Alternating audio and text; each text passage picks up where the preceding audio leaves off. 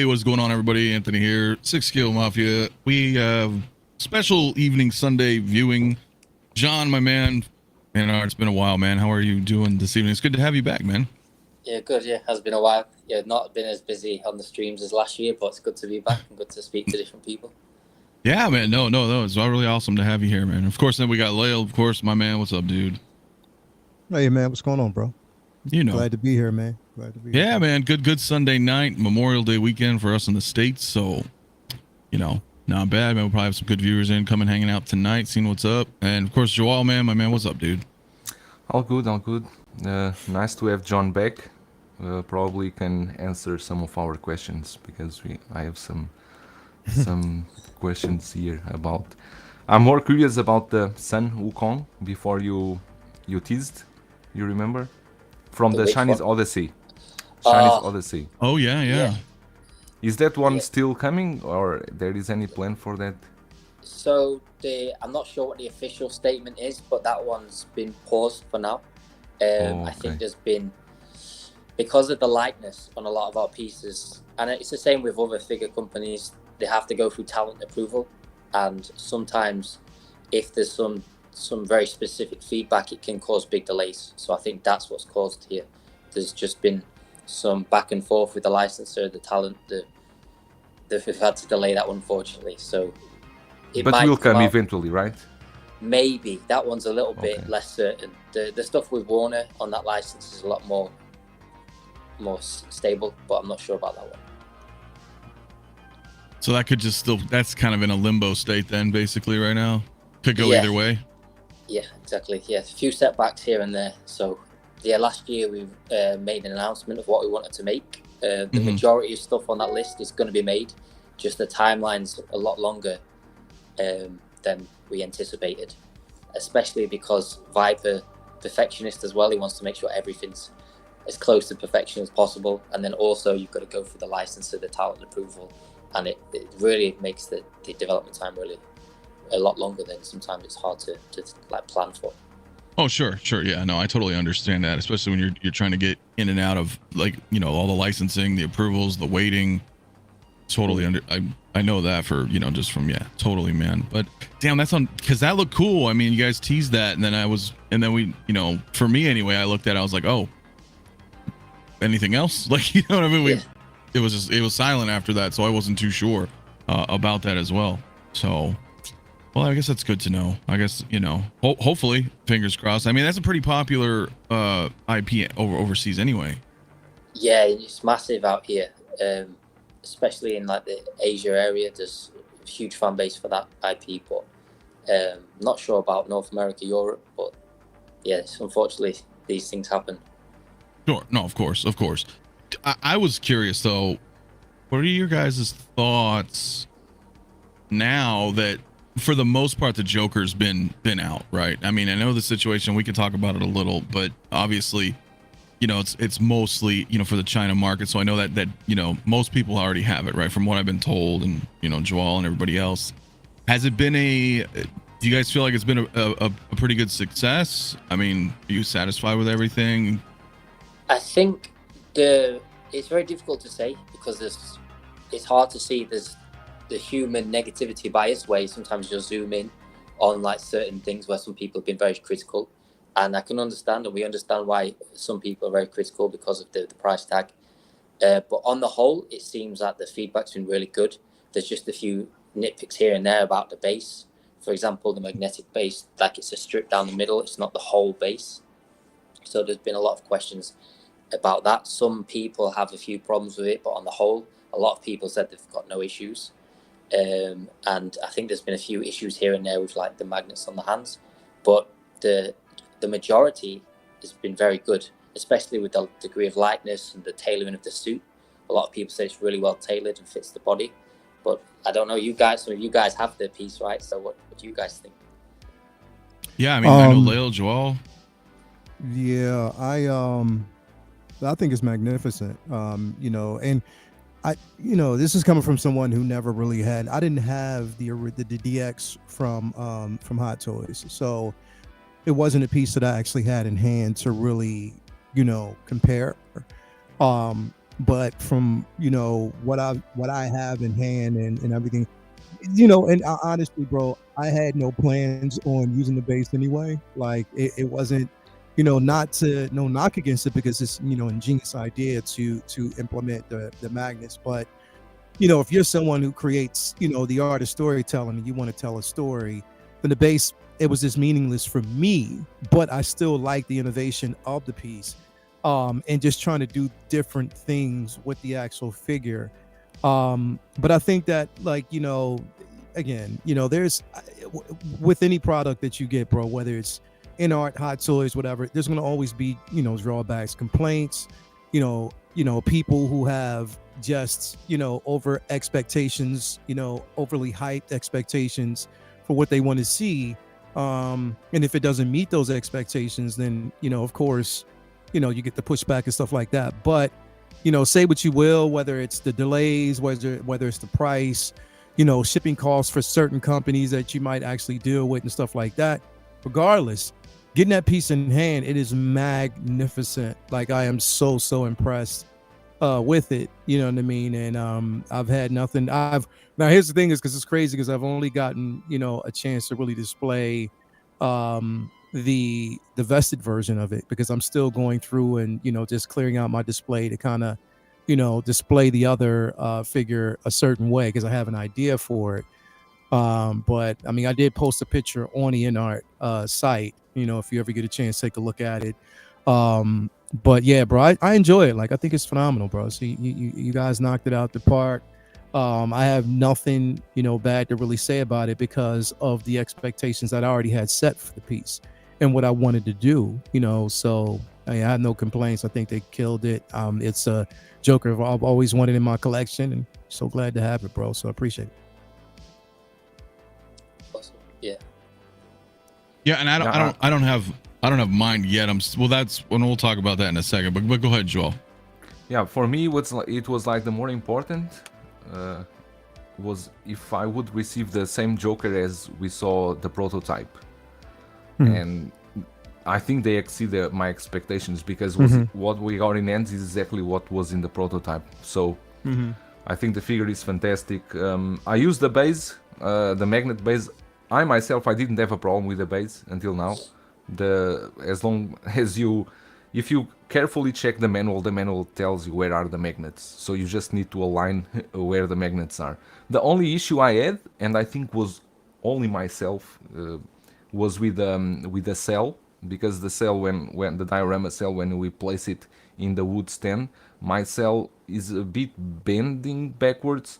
But then I used some rubber pads, and now it's fine. But I still consider it a very fantastic release. I like this Joker a lot. The hair, the rooted hair, still pristine till this day. Still good. Oh, no any complaints. Now I'm just waiting for what is the next one. Is Gandalf, Pennywise? Which one is the next one to come? Yeah. So on that, I know Will asked a few questions about that one. So Pennywise, Q2. So we're in Q2 now. So really, it could be any time in the next few weeks. Same with Gandalf. Viper right now is at the factory, and what we do is, once the first few runs are done, he'll go and he'll inspect them all and speak with the managers and everything, and go through everything just to make sure it's up to standard. And then once he's happy with it, he'll say that, okay, let's go to ship. And if there's some small issues, we might take another look at it and delay it a little bit. But we're aiming for our shipping deadlines as close as possible, but we don't want to rush it out just to hit that deadline and then not meet everyone's expectations. Okay, so Pennywise should be the next then. Yeah, Pennywise or Gandalf, both of them are now inspecting them. Yeah, so it should be. So he's talking about June this week, right? So it could be in a few weeks we'll be able to get the idea of when, like, get that date. But just the general target is Q2 this year. And now, so for the rest, right? So if you have Gandalf and Pennywise with Aragorn and Batman, are those still slated to come out this year as well? Should be, yeah. I'm not sure about Aragorn, because they announced that they're going to make a few adjustments. But Batman, yeah, that should be fine. Okay, because that was one of the things I was wondering is that like, so obviously with the Joker being the first announcement, that's the first figure coming now, because a lot of people in the community are wondering, you know, is it, and I know last time we talked, or one of the last times we talked, it was always about, you know, scale, like if things pick up, then company scales according, but you know, I know a lot of people's concerns were like, well, wait, or is it just going to be like one figure a year, or you know, obviously not, right? You're always going to want to go more than, you know, than that. But I mean, do you have like a projected estimate or goal that you guys would like to achieve like annually to, you know, so people kind of have an idea, yeah, of like how many can come out per year? Because I mean, moving forward, I mean, you guys are just starting. This is now we're on, you know, year 2. So Yep. the difference in, you know, between year 1 essentially. Yeah, so the target for this year is between 8 and 10 figures, and then each year we'll build up. We don't want to like overdo it, because then we don't want to sacrifice on quality, and we've Right. still got to make sure that everyone's focusing on each release, and each one has got as much detail, especially in terms of like communications. An issue, not an issue, but because English isn't our first language for most people, I'm the only foreigner here, they've got to focus on making sure that when we're releasing something, we're getting enough information out there that everyone wants. So that's why this time for the Harry Potter video, they spent a lot more time on that video. I think it's a 7-8 minute video.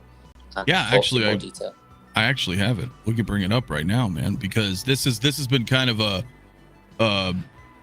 topic of conversation, you know, just around the proverbial water cooler, you know, here in the land of YouTube. And I gotta say, for me, I mean, I think it looks great. I've never really watched Harry Potter, so when everybody asks me, I'm like, I don't have a, you know, it's not my forte, right? But I think it looks great. I think one of the things I was curious about, right, is because you guys have it, you have the 2 versions, right? You've got the sculpted and that rooted deluxe.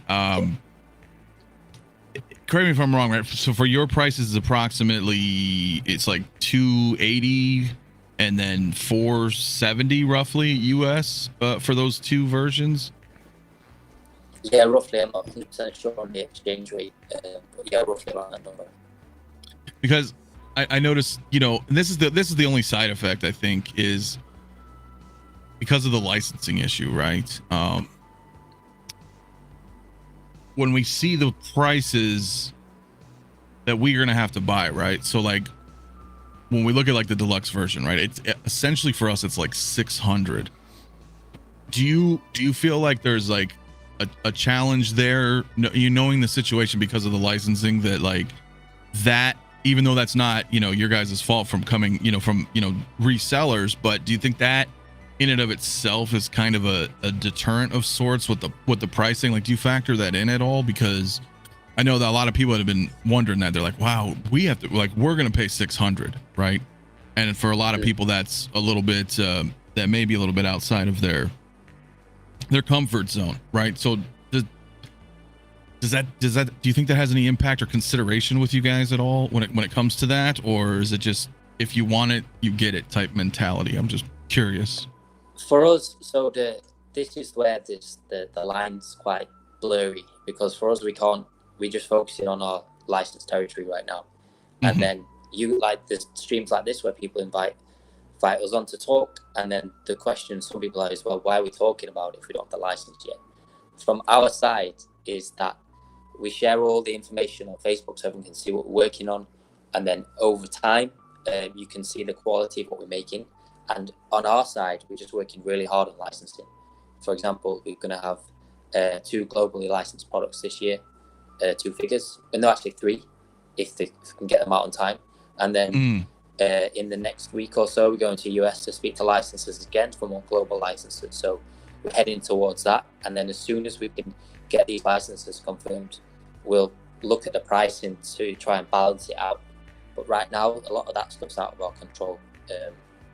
And the collectible market right now is really tough, especially for statues and busts, and it's passed us down to the smaller items as well, just because of shipping fees are really high. The market's in not the same place it was a few years ago. Like, I think SideShow announced this year they're not going to SDCC, which is the first time. It's just the cost of everything's really high. So I think it's just there's going to be a pushback onto the consumer, not necessarily from us, but from different companies, shipping agencies, shipping companies, that kind of thing. Oh no, and I totally because I see it too. I see it too in the industry. I mean, it is absolutely much different than it was a couple of years ago.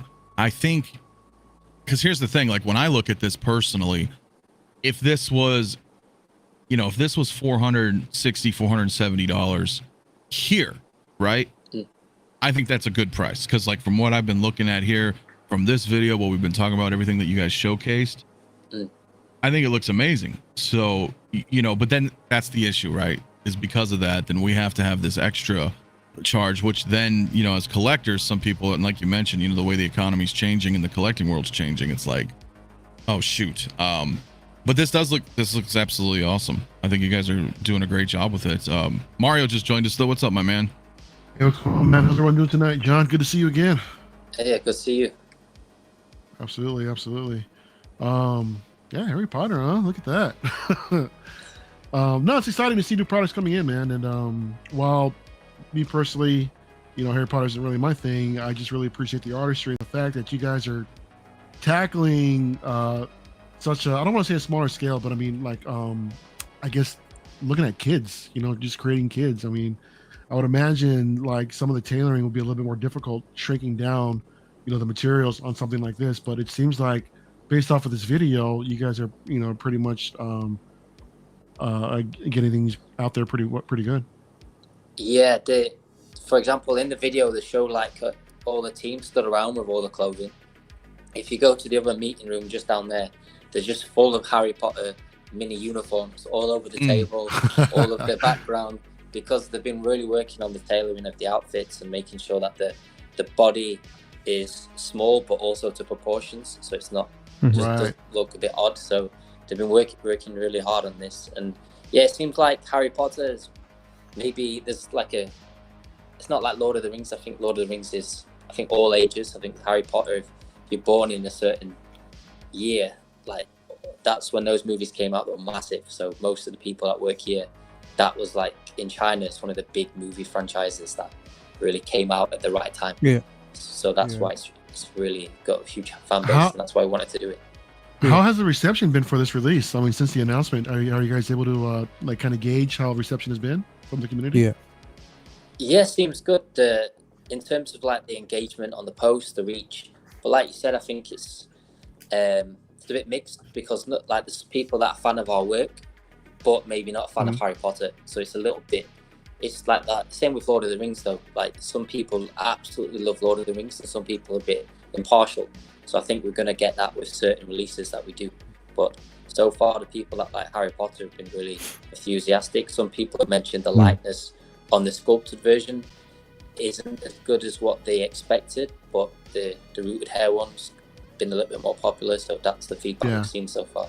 Yeah. I'm sorry. One more question, if I may.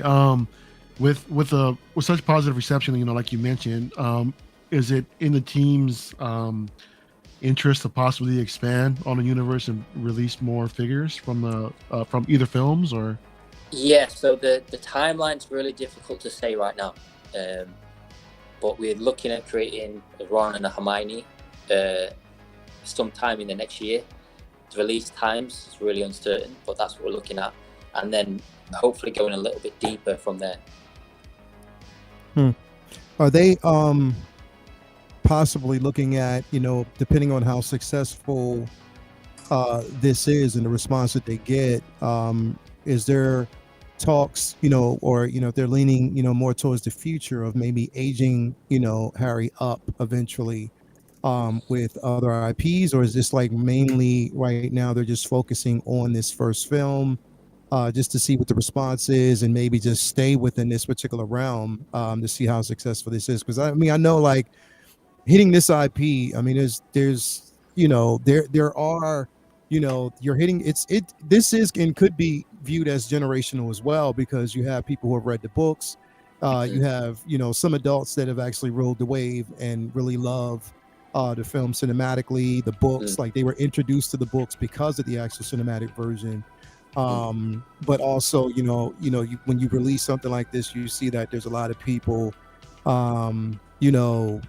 that are talking about, well, are you going to do like the from this film? Is it going to be from that film and stuff like that? Or are they just right now concentrating and focusing on the philosopher, aka Sorcerer Stone? Yeah, that's a good question, because also they changed Dumbledore after the first Yeah, I yeah, think- yeah. I forgot the guy's name now. He unfortunately died, so then they changed it to Gambon. So Yeah. I think right now we're just focusing on the first movie and the Ron, Hermione, and Harry from the first movie. I think Gotcha. aging up, that's a good Makes sense. question. I don't think it's in our plan right now, but we could look at it. And then the thing is, they age every year, right? So Yeah. how many versions do people want? So it's a True. good question, but I don't True. think we thought about that that Now- far ahead.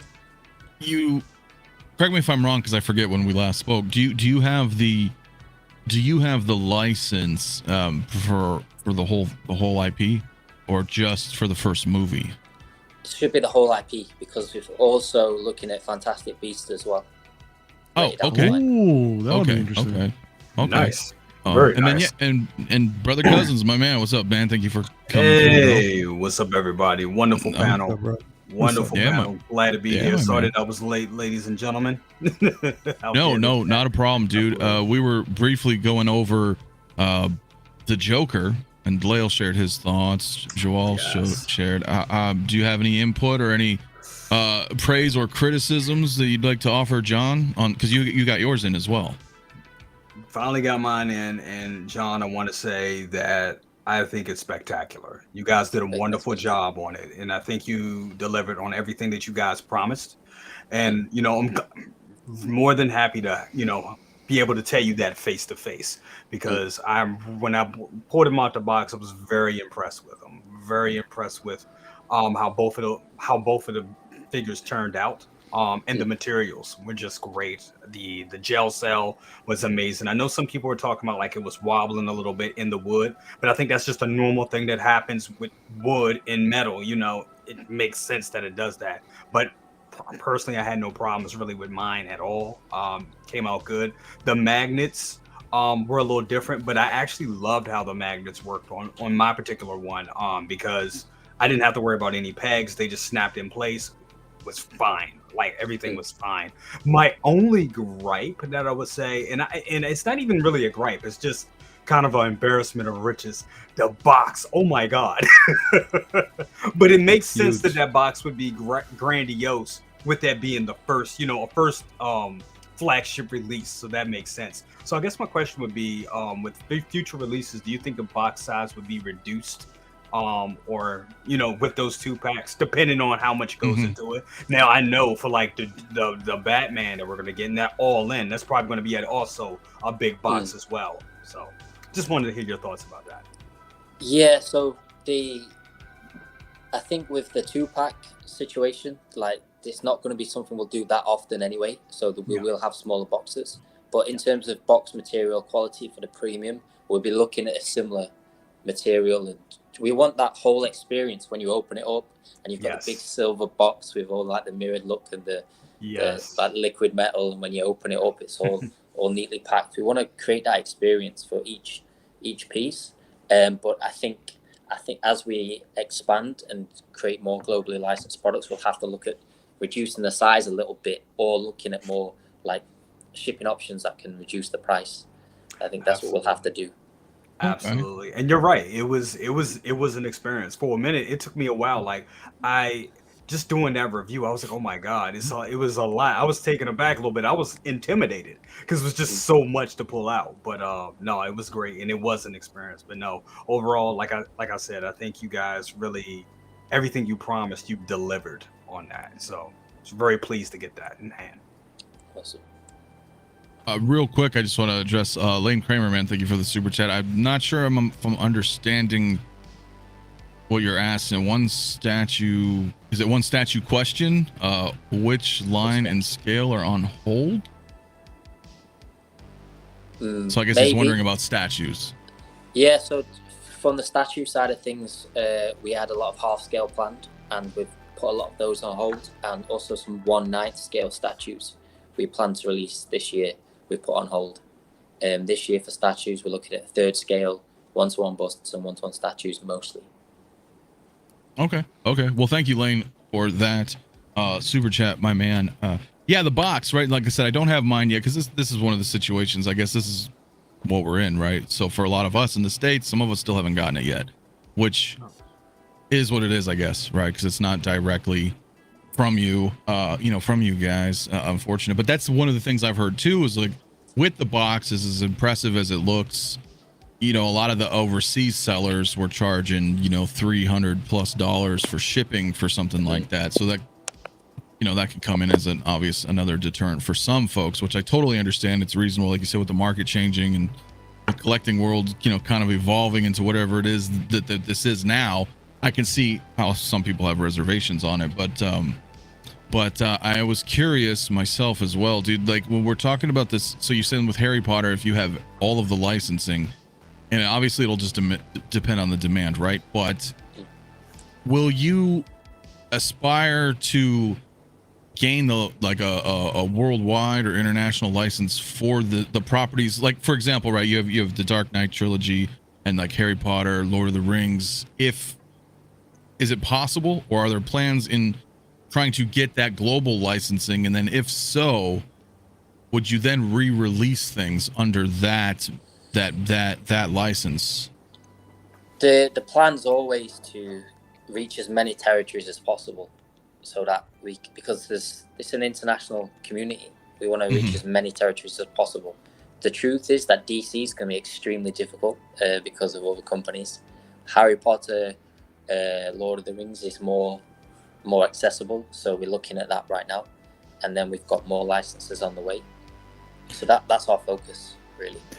So I have a question, since you brought up DC, and we know that with the recent changes going on, when it comes to character changes, a lot of actors that occupied those spaces or occupied those characters now have gone through this phase where it's completely changing now.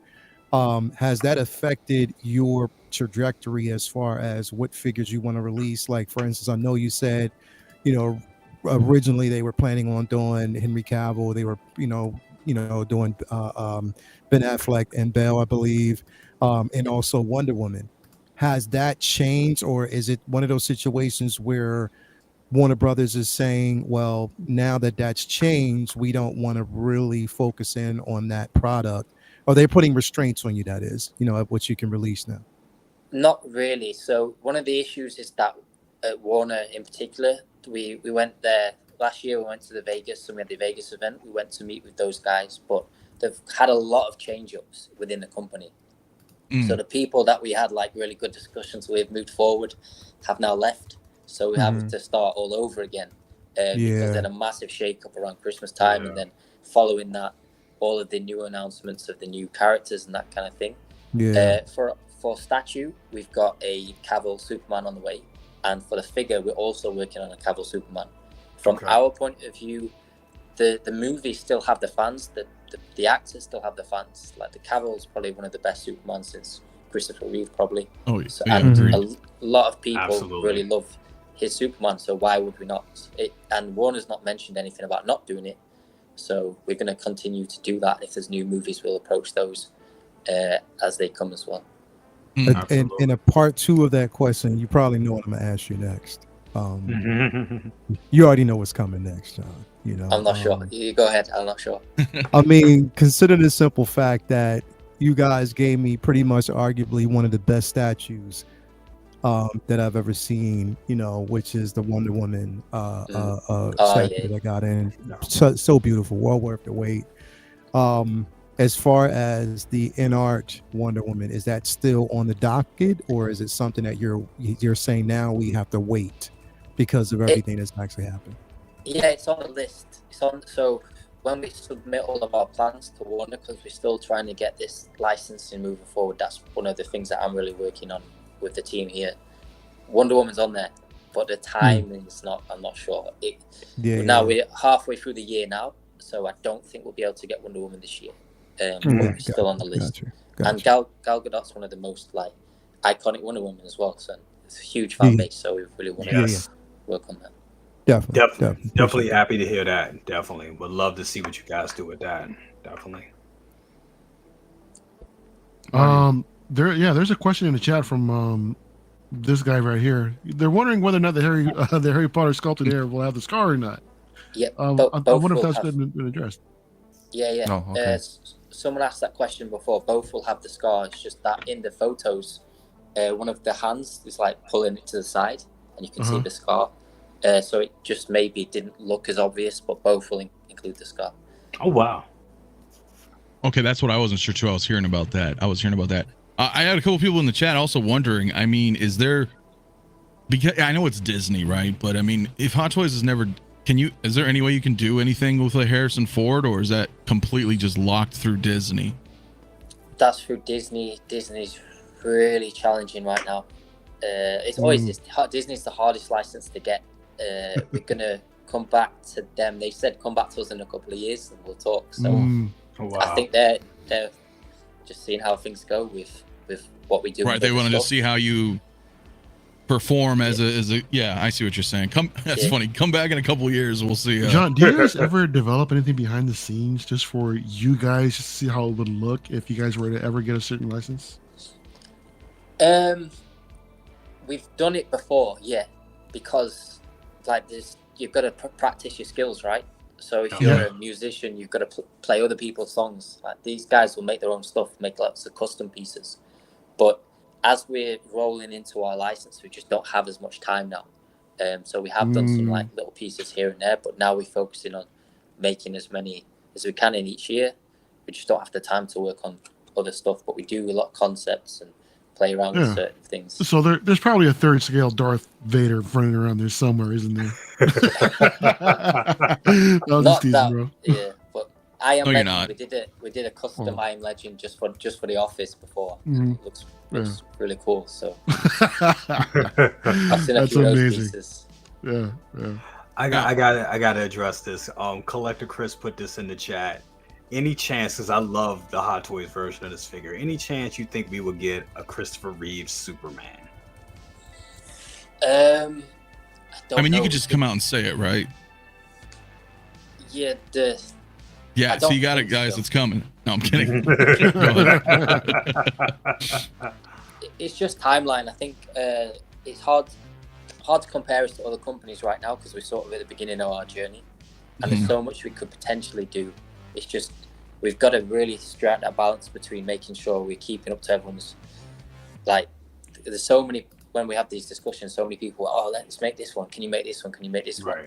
We've got to do that, but also the stuff we've already designed has to be the premium quality. Otherwise, there'll be questions. Is the first one just the one? We've got to make sure each piece is as good as the last, so we can't overstretch ourselves too soon. But Christopher Reeves, maybe later down the line. What about in statue form? Statue form, I don't think so. There's not in the plan for the next year or two, so maybe in the future as well. See, my one of my concerns, and I think a lot of collectors' concerns, and I know this may be unrealistic, or maybe it's just not even part of your plans at all for people to understand the differences, because a lot of people are coming from collecting Hot Toys, or still collecting Hot Toys, or 3-0, or many of the other great companies out there that people love lines, right? A lot of people give up on a lot of things because there's no line, right? You get these one-offs of or two, and it's on to the next. Especially Hot Toys, right? A movie will come out and it's like, boom, we'll put out one or two, we'll move on to the next. It's like just kind of this machine. It's constantly new show, new movie. Okay, here's a couple figures. Rinse, repeat. Do you feel like, I guess what I'm wondering is, like Lord of the Rings, Harry Potter, right? Those, are we getting more than that? Like, do you want to do, like, we talked about this like half a year ago, but like for Lord of the Rings, like the Fellowship, would you do the Fellowship, or are you just like cherry picking popular characters from IPs and just kind of putting those out as small collections, right? Just 2 or 3 figures, or because like I said, when Hot Toys puts something out, they put the IP. They go, okay, the Mandalorian, right?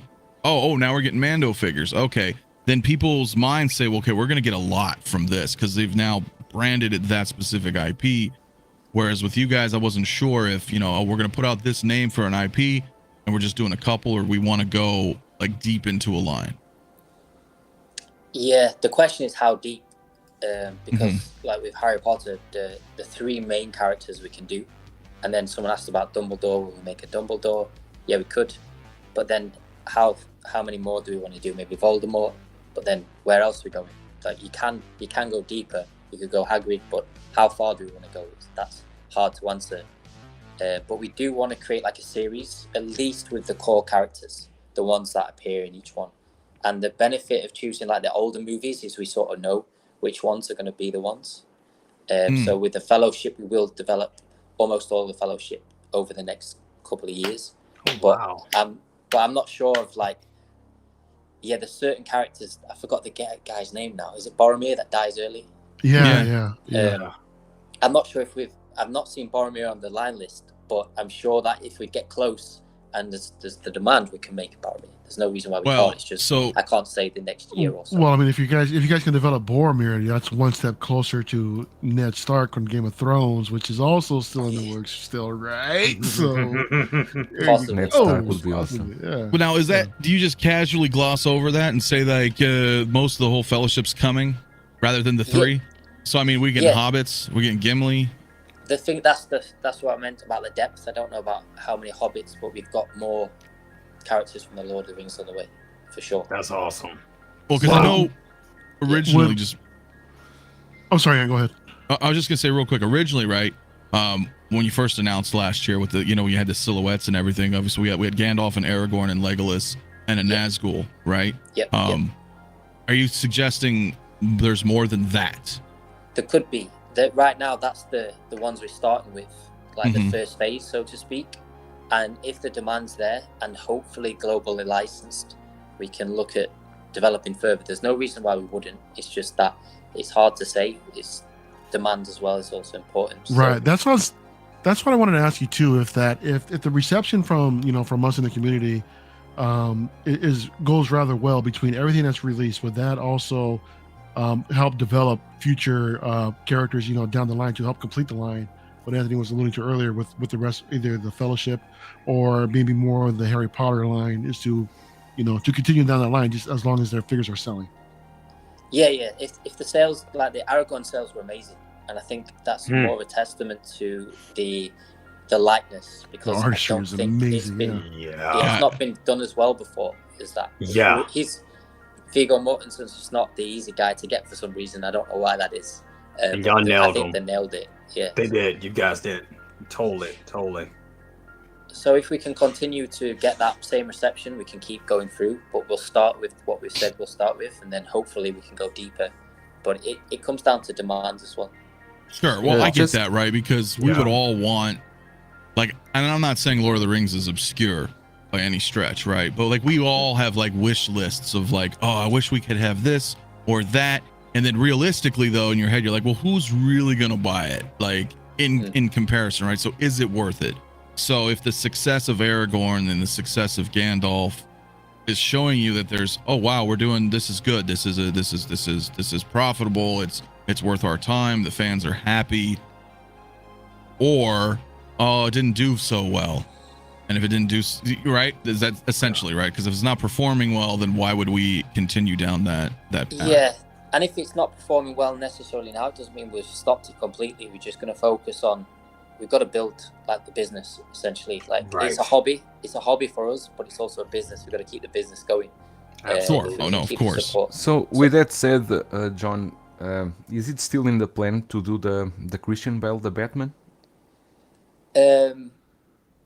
I've not seen any. There should be. Yeah, I think so. There should be a Catwoman planned and wow. a Batman, but I'm not sure when. I've seen it written down. But yeah, the Dark Knight trilogy is just again another iconic series, so we probably will work on those. as Yeah. well. Any chance? You told me no last time, but any chance of a Batman Begins? Is that still a Batman is it a Begins. possibility? We're looking at the Dark Knight first because we've got the Joker already, and Yeah. ideally we want to pair the Joker. Like we could, for example, we've done the prison cell now, right? And we've got the little seat. We could also like sell a table and then have the Batman behind it, so people could do that Full pose. interrogation. Yeah. There you go. Round out that whole Mm. line. That makes sense. We did that with our statues before, so I think that's the direction we'd go in. Try and look at how. Right, they're pair like these true together. companion piece, like set pieces that. Yeah. And since Okay. we are on the Joker, let me ask you this because it's one of the figures I wanted more, and I was excited to see on that list the Joaquin Phoenix. Is it? Did you cancel it? We are going to make it or? Going ahead, the prototype's been made in the office right now. They're doing Nice. like diorama scene again, like different backgrounds and stuff like that. It's just that one in particular is going to be an expensive piece. I think in USD, Very premium, probably right? just over 1,000. So Wow. And now Can is you that Can But you is it say two what the pack or only one figure? I don't know. Can you say what the diorama would be of? Would it be like him on the steps or him in like on the show? I can't say now because that'll give it like the guys will be. you got a horrible poker face, John? Yeah, it's one of those two. One of those two. Okay, so I was close. Right. Yeah, it's one of those two. Okay. Real quick, again, just address a couple super chats here. SJC 360, my man, thank you so much. It says, when will InArt show its first woman figure? Is there anything you can elaborate on with that? This year, I don't know exactly the timing, but it'll be this year. The women figures are a little bit harder because I don't know why that is. Just sometimes it's a little bit harder, but it will be this year. Okay. Well, thank you very much for that, my man. And Daniel as well with the super chats was wondering, will the DCEU Trinity be based on Batman vs Superman or Justice League? We've got both BVS and Justice League in the works. That's on the line plan, but again, time's just difficult to say right now. Now, when you say you have both in the works, does that mean that we would get like duplicates of those characters, or is it like maybe Superman is from BVS and Wonder Woman's from Justice League? You understand what I mean? Or like, Yeah, so there wouldn't be, I don't know about duplicates. If, for example, if there's a Batman, there might be just different suits. I think we're looking at like an armored suit, maybe, that kind of thing. I'm not 100% sure. They're just written down on paper is just BVS, Batman, Justice League, Wonder Woman, for example. So that. so they could be from like one of each, but from different movies of that Snyder trilogy. Yeah. Okay, I see. That kind of works. I mean, that's similar to like what you guys are saying, like with the Nolan stuff. It's just branded as the Dark Knight trilogy, right? So it's just encompassing that, right? Like if you want to pull from this movie versus this movie, but it's still that universe. Yeah. Okay. And Jay, and I'm sorry, were you trying to say something there as well? Oh yeah, I had, and this is probably like completely off the subject of Batman, but where are you guys with 1/6 scale vehicles? Because I remember you guys talking about that before. How far is that down the line? Yeah, that's the question we get asked a lot. I think a lot of people, because we mentioned the DeLorean before and the Batmobile. That project's just, it's not like the top priority right now. And it's still there. I'm not sure about the DeLorean now because I don't know how long we signed a contract for. The problem is if it's delayed for too long, your contract could only be a year or two. So if the contract's up, so that one's a bit uncertain. But with Warner, we should have at least a Batpod and a Batmobile on the way. Okay. So is there anything? Are there any vehicles currently in development? Yeah, they are. There's just a lot of prototyping right now. Okay, but there are some in development. That's what I was, to clarify for everybody watching. Like, okay, there are stuff in development. Yep. Okay, that'll be interesting. Because I remember, you and I when we talked last year about that with the DeLorean, but I didn't know if it was just like I saw it somewhere, like as a thought, it was written down, or if like, oh no, we actually secured this and we're doing it, that type of situation. So yeah, it was that's one good that we to wanted to develop, but sometimes if the contract expires, we might have to just give up the project. So that's Sure. another issue with this kind of stuff. Which yeah, I understand. Now, for me, and I can't speak on behalf of everybody else, but I can't help but notice, for the most part, aside from Harry Potter, everything thus far has been done, right? In some fashion from either Hot Toys or somewhere else, which is fine. But I know a lot of people are struggling, and at least here in the States. So that's a lot of a topic of conversation. Like, well, I already have this Hot Toy, or I've pre-ordered this Batman, so I don't know. Or then it turns into this like wait and see. Like, well, let me see what InArt does, or let's see what the final is for Hot Toys, or this or that. It's So for me, I never really know. I look at stuff like that and I'm like, oh, okay. I think what you guys are doing are great. But when I see, just as a consumer, when I see the same IP with multiple different companies, it gets a little confusing sometimes, right? Because now we have to decide, or we think like, what do we want to go with this one, or we want to go with that one? But outside of that, right? I know that's not the ultimate goal. Like, you want to get like Harry Potter, like no one's, Hot Toys certainly isn't doing it. I know. Was it Asmus was talking about something? Do you guys remember? What was? I don't remember if it was Asmus or not. Who did the Voldemort? I don't remember. P-Rock would know if he's in here. Stardust. Okay. So that's a little bit different. But other IPs is like kind of. I guess that's what I'm trying to ask. Is just as me as a collector. Like, we talked before about older IPs, 80s movies, 90s movies. I know they're not as popular, say, overseas than they are here in the States, but is there anything going on with that? Or were they, because you asked a bunch of polls, all this, let's find out. Can you tell us anything? Is it anything in development? Right now it's mostly the Warner stuff's in development, and can't remember if I mentioned on this stream, but Michael Jackson we're working on. I think Hot Toys did that before, but yeah, that's a long time ago, I think, and our version's going to be more premium. Can we talk about that? Because I mean, Hot Toys did I have the Beat It, Jay has Thriller, and they did, which else one did they do? Bad. I think they did a version of Billie Jean, didn't they? Or like they did Billie Jean too. Yeah. Okay. Yeah. But you are right, it's been a long time. Yeah, and we won't since be they've doing done the anything. same ones. Some of them will be different as well. So if you already have those, that could even complement. The plan is always the plan. If we can pull it off, is July is when we'll show at STCC. Oh wow! That's the plan. That's what we're working towards. John, will you guys be at STCC? Yeah, we'll be there this year. We can only, because of licensing, we can't take as many figures, and because of development, we can't take as many. We're hoping to take the Michael Jackson figure. We'll be there. We'll have a Terminator bust, a Michael Jackson bust, and a Michael Jackson figure. That's the plan. So will you guys have your own booth, or will you guys be like piggybacking off of Toynami again, or somebody else? Yeah, we'll be with Toynami. Yeah. Okay. They're our partner in the US, so they'll be with us. Okay, so because that's so exciting. What fairs are you going to do here in mainland China this year? So that's the big one actually. So Wonder Festival in China, October. That's where we'll showcase as many as we can. So the team, what they're working on now is trying to get as many prototypes done, get all the licensor approval.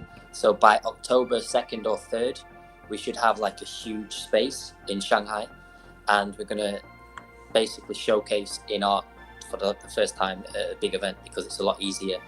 It's on our doorstep. So Wonder Festival is what we're aiming for. I'll be there. Nice. So if anyone can come up, get the visa, let us know.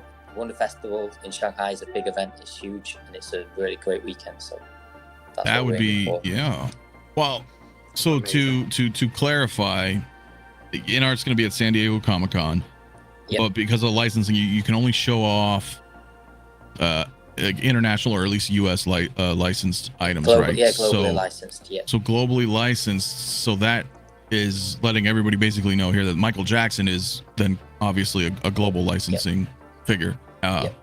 So that'll be interesting. Is there anything can talk about other than they're going to show it, or is it, or do you want to like let us everybody wait and see? We'll wait and see, I think, but the plan would be to have the pre-order around a similar time as well. Oh, wow. I keep mentioning plan is just because it depends on the license. So we've got to send the sample to US. That's got to get approved. If there's changes, it can cause delays, and we're only a month and a half away, or just around that. So it's a little bit touch and go, but that's what we're aiming for. Is there anything else that is globally licensed that you'll be showing at Comic-Con? Maybe if we can, we're hoping to go to Wonder Festival in Japan. That's in the summer as well. I think it's the 30th of July, sorry. And if we can, Paul Atreides from Dune Part 1. Still working on that, still speaking with a licensor. Outside of that, next week we're going to the US and we're going to meet with different licensors. So to go to your first question, is there more we can do from like the older movies? There's the licensing expo in Las Vegas is one of the biggest in the world. We've got some meetings booked with some of the biggest studios, so we're going to look at some of the older licenses and some of the newer stuff as well, but like more global focus. That's what we're aiming for. Okay. Oh, okay. So that's why you're mainly coming down. Okay, that'll be all right. Well, interesting. Fingers crossed. Because I'm sure you have to know there's a market out there, right? I mean, because you're looking at, with Prime 1, a little bit of Blitzway involved. I mean, you're seeing, Aliens, Terminator, Predator. I mean, Prime 1's killing it with those Predator statue. Like, there is a demand, and granted, those are in statue form, but it's still a demand, right? There's a lot of us in 6 scale who are like salivating for those particular IPs, right? Predator is really hard right now. We did have the license for Alien and Predator. No, not Predator. We had the license for Alien because it was 20th Century Fox, right? Then Disney bought it out. Since Disney bought it out, Alien and Predator, if you signed the old contracts, you're still good to make them. If you don't have a contract now, they're still looking at developing new stuff with those two movie franchises. For example, Prey came out, was it last year on Hulu? Yeah. So they're still looking at redeveloping that. So it's really hard to get the classic license right now. But we really wanted to do figures for that.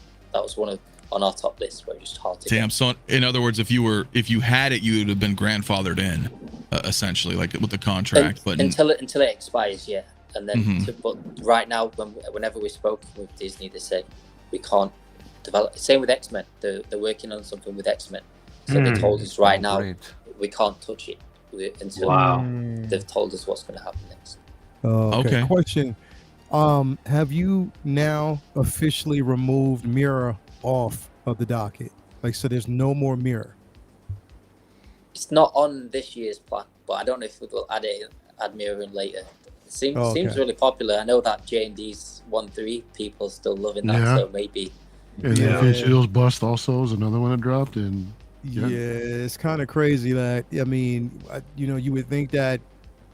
I mean, I guess, like I said, most popular opinions, like when people basically think about it, like, they don't really care. They just want the figure because it looks incredible. Yeah. The statue, again, there's a space for it and there's fans for it. So, I would think that would be something that they would look at and say, okay, there is, still an audience for it and that would want it. You know what I mean? So now let me ask you one other question. And this is kind of like with the Flash coming up, with that movie coming up, and you guys actually having the Warner Brother license, are they letting you touch that film? Are there plans for the future possibly to go down that line? Considering the simple fact that right now we've gotten, like, for instance, we've gotten 2 figures from Hot Toys. One was the '89 Batman. Okay. Yeah. Then just recently, last week, we got the modern suit Batman from the Flash film. So is there plans on touching that film? And then also considering the simple fact that they may not touch your Car-El, like, which is the Supergirl, they may not touch certain characters such as another Zod or whatever, just depending. There's opportunities there for you guys to say, boom, let's just go ahead and just grab it and do whatever. Have they approached you guys? Have you approached them about it, or is there something that's in the works, or you guys have thought about that, for future plans could be something that you would do? Yeah, the question, it brought up earlier by Anthony, basically about having two figures at the same time. It's when it's like the new movies, because the other companies have been in the game longer, they seem to get more reference material. They seem to get the jump on us, essentially. So it's a little bit more challenging. For example, with Black Adam, we were a bit slow. With Black Adam, we just didn't have as much to go off at that time. So I think if we do, it might be a little bit later. I don't think we're going to hit the same time as the release of the movie. I think, but the 89 Batman and that kind of Keaton Batman is really popular. So hopefully later down the line, but I don't think the time's going to be at the same time as the movie.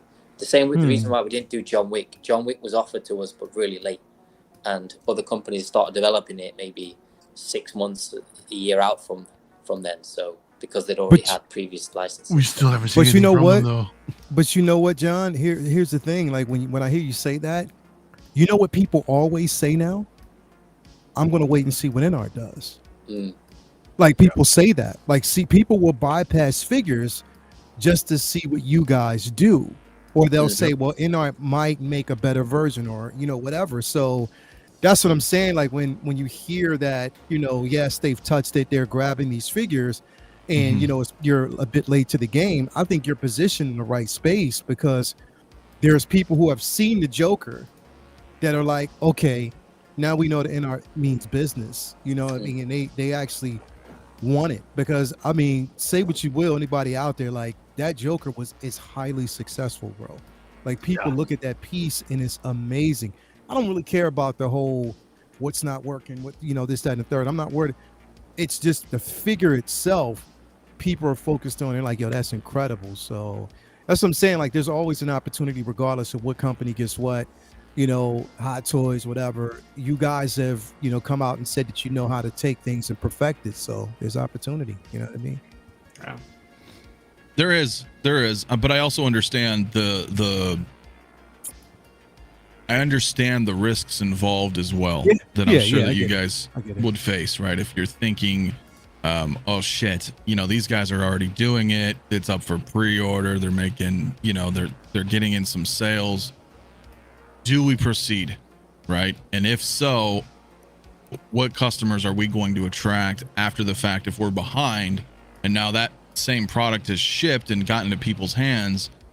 How keen are they to be like, well, I'll go buy a second one, right? What level of fandom really is there, and especially in our current climate of collecting. So I totally understand the reservations, but I agree with Lael. I mean, that's a lot of I don't know how many that is as a whole when we're looking at number wise for potential sales, but that is a big conversation in the community. A lot of people are like, well, let's see what InArt does, assuming because you've announced something, right? A lot of people are looking forward to the Batman that you guys are doing, right? That definitely feels, maybe not for you guys, but from a collector's perspective, it almost feels like a race at this point, because you guys both kind of, right? I mean, are you trying to get that Batman out before Hot Toys, or is it just when it's done, it's done? It's done when it's done, and we just need to hit the schedule. I know what you mean. Like, I think that was our first sort of head to head. Yeah, because it was like boom, boom. You guys like both like But we've had this with statues before, like 2020 released the Joker, quarter scale. At that time, Prime 1 released a third scale, and also J&D, we all released a Joker, Heath Ledger Joker at the same time. And I don't know how this would never happen with other companies, but sometimes it happens with Warner because of licensing, and it just draws comparisons. But I think it's good for everyone. It's good for the consumer, because everyone gets to choose their favorite one. It's good for the companies because it brings more attention to, when everyone's talking about the Joker, it brings more attention to ours anyway. Yeah, so it definitely with that does. one, we're not that interested in what are they doing. It's more about, can we make ours the best for ours? Better. That's the what best we can do. John, I want to send you something. I'm going to send you a message. I'm going to inbox you because I have something I want you to run by Viper, if you could. Are you familiar with Astro Mouse? I knew this Now was the coming. thing is, like, so No. there's this. I'll send it to you. Don't worry about it. I'll just send it to you. We'll talk. Okay. We'll talk in a Cool. second. Cool. It's not gonna happen. It's not gonna happen. Unless it's like unless it's me, all right, and not Astro. It's an inside joke. But let me hit a couple super chats here, guys, before we move on, dude. Brick Artemis is wondering, thank you so much, my man. Is Ninja Turtles a possibility?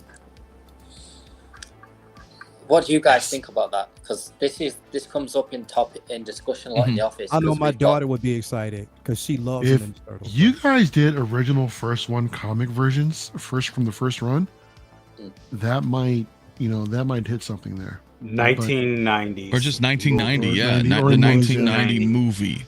Mhm. 1/6 scale. If you do that, take my money. Take my money. Yeah. and I think a lot of people would feel that Take way, my money. especially those versions. Okay. In fact, I think you should just ditch everything and just make 1990 Ninja Turtles, like, moving forward. No, I'm kidding, of course. But realistically, we don't have it. Yeah. We just don't have it. don't have NECA does Mhm. quarter scales. They do the 7 inches. No one seems to do 6 scale. There were a couple a while ago from like the Michael Bay and the Nickelodeon era of films, but those are long gone. But particularly the 90s. If you can do the classic 1990 Turtles in quarters or I'm sorry 6 scale, that's a gold mine. Yeah. And that's just not me being a fan. It's just looking at the market. Like there's nothing. There's absolutely nothing. So NECA has a very successful line. That line is very successful in this with the 7 inches. So if we were able to get this in the community they want it bad. 1/6 scale. They want that. So I think that definitely would be a gold mine. Yeah, our CEO's got the statues in his office, and he's brought it up with me a few times. Like, what do you think? And I was like, yeah, it sounds good, but I just want to hear what you guys think. So maybe. Oh, there's a something- market for it, bro. Like this, Yeah. unbelievable market for turtles, bro. Like literally, there's a whole bunch of turtle fans out there. My daughter included. My 11-year-old, she's I didn't even know it, but she's a fanatic. And she would love it. So, one because I saw this question out there, like somebody was asking, because I know you guys had mentioned it before, at the possibility of doing a Michael Jordan. Are y'all still doing that? And my second question to that is, how hard would it be that if you're doing that figure, to then actually get the licensing from Nike to make like the 6 scale different versions of the shoe, like the Jordan 1s, the 2s? You know what I mean? Like, what would be like? Good Is that like a difficult, Yeah. challenge of doing that figure and then also getting the licensing from Nike? So, 3 years ago, we went to Shanghai to have a meeting with the NBA, and we presented our plans. And our plans were we were going to create like a dressing room, like a locker room, and the bench would have like little holes, and you could put all the Jordan shoes in all the little benches. So we'd sell all the shoes, and then we'd have all the kits and the trophies. The problem is that with the NBA, you've got to pay the licensing for the NBA logo. You've got to pay the licensing for the Nike logo. You've then got to play the Basketball Players Association. I think it's called the PBA. You've got to pay all of those guys, and then if it's Jordan, he's on a separate contract because he's got his own licensing rights. Gotta pay So Jordan. once you get into that, it becomes really expensive. And I think _Bay are already in the game. They're doing a pretty good job. So it's something. Basketball's massive in China. They play it all the time. So we want to get there eventually. We wanted to do a Kobe. We wanted to do a Kobe bust. We wanted to do Jordan, Kobe. We wanted to do LeBron James. We've had all the plans drawn out. It just comes down to the cost. It's just really high. Just the money. Yeah. Mhm. I mean, and I think you guys could kill it too with doing something like that, man. So yeah, Eventually, that would be. I think we'd get there. It's just really, just at this moment in time, it's just so expensive to do. But that's probably like the grail for us. Right, which would make sense. If I can, let me get through just a couple more super chats. I appreciate everybody out there tonight. Daniel again with another super chat, my man. Thank you. He says, when is Daenerys coming out? and plans for Jon Snow. So yeah, I mean, can we talk a little bit about any of that for the Game of Thrones fans out there? Yeah, those two are in the plan, but again, it's just, I know I'm going to say the same thing and probably just disappoint a lot of people, but it's just really hard to put dates on it right now. That's the only thing. Is there any either of them in production right now, or is it just early stages? There's been no development. It's probably just concepts right now. So a lot Okay. of concepts, getting the concepts approved, and then once we've finished on some others, we'll start the development a little bit later down the line. But they're Okay. working on a few different things in the office right now, like Harry Potter's just done. They're working on MJ, Michael Jackson, and then they're working on Paul Atreides from Dune still in, and then maybe Superman's been worked on in terms of like early stages, and also the Joker early stages, but the other ones might be a little bit later down the line. Okay, so we're probably at least at minimum a couple years out. I mean, if you know, realistically, end of year, next year, maybe a year out. Oh wow. Okay. I meant like from like actually like announced, like to release rather, like Yeah, so maybe next year can be an announcement, and then towards And the then end of the year 18 months, something like that. Okay. Right. So a little bit on the back burner for the moment. I get not a problem. That's good. That's good to know, because that gives people time to prepare if there's something they're interested, because that's what we're all doing here, right? We're just budgeting. We're always budgeting. Oh, when's this coming? Okay, we got to get this, so on and so forth. Rockamon Chris with the $5, but I'm thinking, my man, he says, how much support does InArt receive from Queen Studios? Is there any support, or is InArt working alone? Is that anything you can touch on? Or so when we started, this is the reason why I'm sort of here. So because I've been at Queen Studios since maybe 2 months after it was founded. So when InArt was started out, Viper joined Queen Studios first, and he worked on all of our rooted hair statues, and then he wanted to do his own figures, and then he started his own company within Queen Studios, so like a sub brand, and then he's been building his team. So we all help each other out. If there's an event, we'll help each other out. It's just that he's now building his own team just to focus on purely 1/6. Everyone he hires are all 1/6 specialists, and he'll be building his team out over time, and we might even become separate, but right now we're just working side by side. Gotcha. Okay. Gotcha. Okay. Makes good sense. Well, that's probably a good. That's probably a good thing. I mean, that's not many companies have that opportunity, right? If they start up, they're starting up. They don't have that, existing, because you guys are. I know you last time we talked. I mean, you're definitely trying to distance, but at least in the beginning, it's nice to There's have. a bit Right? more blood, because Right. it basically there's a lot of faith that goes into any pre-order anyway. Because when you buy a pre-order, it's like a promise. We promise you guys we're going to make this figure. But if you've never heard of the company before, it's a gamble to put down $300 on a deposit or whatever it is, and then you don't know if this company is going to be here. So InArt sort of staked their name against Queen Studios because we've been doing it for 5 years, and most people know we're not going to just be here and gone tomorrow, because it's just going to crash the Queen Studios brand. So Sure. it gave that security. So now that InArt shipped the Joker, people can have a bit of faith in InArt by itself, and then they can start to hopefully take off and do their own thing. Yeah. Makes sense. No, absolutely. I agree. And on the same side, opposite side of the spectrum, it's the same too as a new company, like you mentioned, talking to Disney, for example. Hey, come back in a couple years, right? Or even other licensees. They could be like, well, okay, who are you again? What do you have under your belt? And like anything in life, right? I mean, you're kind of building a portfolio over time, and it's.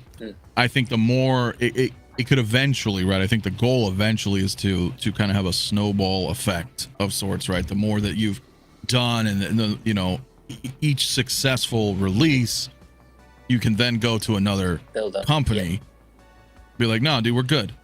We've got, we've done this, and that. Check it out for yourself. They'd be a little bit more apt to, negotiate or license out, etc. Yeah, that's the main thing. When you start getting into the licensing thing, they want to see who you've worked with, what have you delivered, because they don't want to put their brand onto someone that they don't know about. So once you've got the license, it's generally there's some faith in that company that they can achieve it. If they don't believe you can do it, they won't give it out. So you have to show them with proof. And the reason why we were lucky to get the Warner license because of Queen Studios, we've proved to them, look, we've done this, so we did what we said we did, we can do the same with figures. And now we're proving it with there, we can go to other licenses and say, look what we've done with this license, can we try and get this one? So that's what we're trying to, like you said, snowball. Right, exactly. That's kind of what I would, I mean, that's just the natural of order of business. I mean, it's, that's how the world works, guys out there. You have to start somewhere and then you build up and you build up. And I know that's what you guys want to do. Cause I've since day one, once you guys first, came out in, what was it? February, maybe March. Yeah. March was the announcement of the Joker, right? For pre-order, but somewhere like early, right? Maybe, I was like, well, let's give you the benefit of the doubt, because I know how it is. You're starting up, it's a new company. There's a lot of challenges, right? Have you learned? I'm curious if there was any kind of challenges with the Joker that you've learned from that you can now like implement, like moving forward, right? Like, because there was a few. I mean, I know Mara, you had mentioned something like that earlier when we were talking. Yeah. I was curious about what Anthony's just basically setting up. What are some of the experiences? I mean, not just within production, but I guess also with the communication with the 6CL community and receiving all that feedback, which you guys could be implementing within future releases in general. Yeah, we've learned a lot and we're going to keep learning. I think that's part of it. We'll just keep listening. The main thing we've changed, I'd say, is we're listening a lot more. We've always tried to keep that communication, but we've probably not been as vocal in the last 6 months or so, or 9 months, because we're trying to really work on now. Last year when we came out, we're just answering questions. This is telling you guys, answering questions, this is what we're going to do. Now it's more about proving it and getting the work out there. I think from terms of communication, we need to make sure that when we release and post, we covering all the finer details. Like there's still questions like what's the base made out of? I think Anthony asked that before. Like we mentioned, it's resin, so it would be a solid resin base and backdrop for the Harry Potter. So the material quality is going to be good. We just need to make sure we get that information out there more frequently. And also promotion-wise, we can't do any windows or anything like that. We've got to be very careful with that because that caused a lot of issues. You talking about that 3-day window for the Joker window. there, The John? pre-orders and stuff. Because I guarantee you 99% of the community hated that. But I understand because of the situation, right? There was a lot of scramble people because it gave people false FOMO of sorts, right? They're like, oh shit, we only got 3 days. Wasn't really clear. But the thing is, our company did do that. We cut orders off after 3 days. It's just that what we didn't anticipate is that the reseller market is huge, and it's even with like statues and busts. We had the license for the USA for our half-scale statues and one-to-one busts for Marvel, but the resellers were still undercutting us for our own license. So there's really hard to control that, and bro, because of that, literally, I just decided like that was just the deciding factor for me to step away from one of the resellers because, I think they were cheating the market, but then also, not only just your company itself, but they were even cheating us as consumers. You know what I mean? And there was no pushback against that, like literally, we were vocal about it, you know what I mean? And because of that, I just decided that I wanted to be smarter going, to the next. And, one of those situations where if I get it late, but as long as I know I'm getting it and I'm getting it through someone or a company that's completely, transparent and honest, then that's the route that I'll actually go from now on, because it was a mess, man. But, I got it. But you learn, like I said, you just learn from it all, man. You learn and that's the one thing I appreciate the most about InArt is the level of transparency, is the simple fact that you listen to people. Also, the simple fact that you decided, like, you could have easily came on today and said, okay, we're doing this, we're doing that, we're going to do this, we're going to promise this, that, and the third. But no, you're like, nah, we have to take our time with the stuff that, we have on the docket. We want to get this perfected first before we even move on to anything else. And that's saying a lot, because we see companies like Hot Toys that comes in and they take on a lot, and they have a lot of delays because of it. It's not that it's not to knock them. It's just the simple fact that they're taking on a lot. Whereas what you're saying is like, look, no, we're gonna be patient. You know what I mean? We're gonna be patient, handle the stuff that we actually have on the docket right now, and get those out, and then we'll move on to the next. So you're doing it. It's like you're doing it in phases, and I think that. Yeah. I mean, I think a lot of us, even though we want more, even though we may ask for certain things, we appreciate that. You know what I mean? Because it just shows that, like everyone said, you delivered on everything that you said from the prototype when it comes to the Joker. You delivered on that. And it had exceeded my expectations. I can't wait for the Batman all-in set. I cannot wait for that. And I can't wait to see what the damn box is going to look like. But but no, I'm saying, like, I definitely appreciate that, bro. Really do. Yeah, it's good that people understand that, because it's a massive challenge. For example, another thing we learned is that when we went to the Vegas event, it was a little bit controversial. We were just trying to do a good thing, get our figures out there, because we were in the US anyway. Yeah. And then other resellers will then start reopening their orders because they'd already taken the stock on, and then it looks bad on us. It's like we've nothing to do with this. If that reseller has already ordered from someone and they're reselling the stock because we've promoted it somewhere else, we can't control that. We've cut our orders. So that's the kind of stuff we're still learning how to control it, because the reseller game, it looks like it benefits us, but it doesn't really. It really can hold us back. No, it's all self-serving. I mean, ultimately, I mean, that's what it is. And I mean, for lack of a better word, I mean, that whole situation was a clusterfuck. And I know it wasn't it wasn't InArt's situation, right? But because of everybody, they're like, well, wait a minute. Okay, wait. Now all these resellers are reopening the pre-order, like at the same time, dude. Yeah. It was like a domino effect. And then people are like, well, we didn't tell them to do that. And then someone else was like, well, this is what we heard. And so all that shit rolls downhill, right? So eventually it comes all down to us as consumers. And we're like, okay, well, what's going on? Like, is it a 3-day window? What is this? Why are these guys like selling it $400 cheaper than the MSRP? Like, it was all.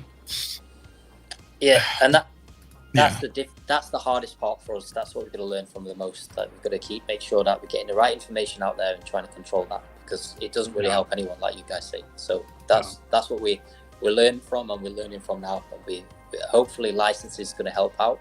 Then we can announce some official. Oh, that'll squash everything, dude. That'll squash everything. Yeah. I mean, at the end of the day, and what you said earlier, and with Layla, that I would touch on, is that how you mentioned, well, we've been kind of MIA for 6-7 months, which is great, saying, we're just really focusing on this production. We're staying focused. But at the same time, I would argue that in the beginning, you have set a precedence of sorts, right, to the community. There's an expectation now, which is not a bad thing.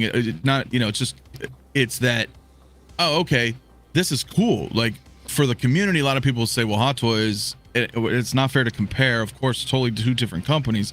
But as an example, like, Hot Toys doesn't communicate. They don't do shit. They'll put something out. Here's the announcement. Boom. Right. Here's that. On an occasion, they've lately been like, hey, look, we've done an update. We've changed the cowl or something to that effect. But there's no this, right? Yeah. There's none of this. So when you came out right out the gate, and there's this, and everybody's like, wow, this is cool. Look, they're communicating. They're talking about what they want to do. They're giving us some updates.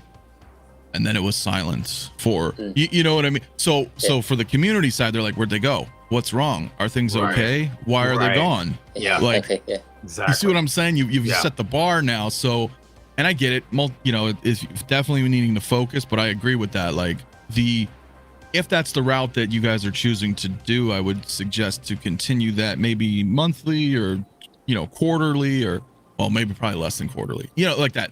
That'll clear up confusion with people. And again, what we were talking about, like with the resellers and all this stuff. Yeah. I think we'll get back on top then, more streams, but just not too much, because if it's too much, we just repeating ourselves. Absolutely.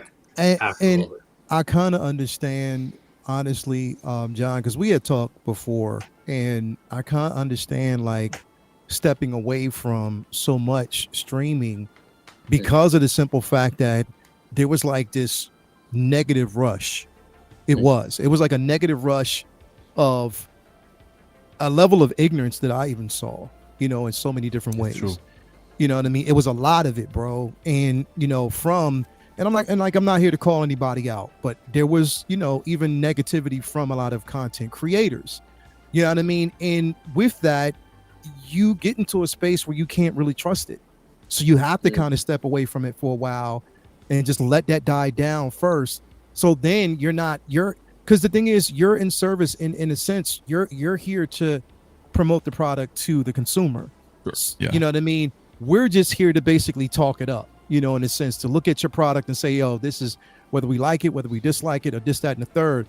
But you're in service of the consumer, and we understand. And I understood taking that time away to say, you know what, wait, let's just we got to refocus on the brand, because it's just we're hearing so much, and there was a lot of negativity, and those who know that they were a part of it, you're out there, so you know. But you know, again, like I kind of understood both parts. I understood stepping away for a while and just being a little bit silent until everything kind of died down, and then once the product was ready to go, boom, all right, let's start talking, let's start focusing in on promoting the product. So I get it. Oh yeah, but to John's point too, I understand. Like for example, I mean, you know, Yost over at Jazz Inc. Like I just talked to him again, but like only because I'm like, hey, you know, it's been a few months, right? So update, right? Because like you said, you don't want to end up kind of going around all you know, because it's going to be repeating, like you said, you know. Yeah. But just those updates or Facebook updates, and you guys have your InArt, you know, the Facebook group. If you guys out there aren't already a part of that, I know you guys were doing a lot of updates there, or asking polls, or showing, you know, various things like that. That I think that goes a long way just for you know, good faith in the community, right? They're like, oh look, there's an update. That's cool. Yeah. That communication is nice, you know. Yeah. At the end of the day, I also think now that the dust has settled, and that Yeah. everybody has the first product, and it's like, oh shit, you delivered on what you promised. I think a lot of that has subsided now. I think a lot of people can relax and feel a little bit more comfortable with the fact of like, oh wow, this is what this InArt product is. Okay, we can kind of stand behind it. And I think a lot of the first, you know, hiccups and everything that was happening, I think that, you know, has subsided now that first product is out. Yeah. That precedence has been set, and you know, we know what to expect. I mean, the packaging was well done, bro. Like, I'm sorry, like opening up that box, you know, just like seeing it, the mimicking like you know, continuing on with the Queen Studios straps across the box, you know, the certificate of authenticity, that's basically, you know, that's there, bro. Like, just all of that, you know, it looked well, you know, and I thought that you definitely killed it, and I can't wait to see. Could you just tell them, you know, black box, all black box for the Batman, bro, all black box? It'd be crazy. I'm just saying, in Astronaut.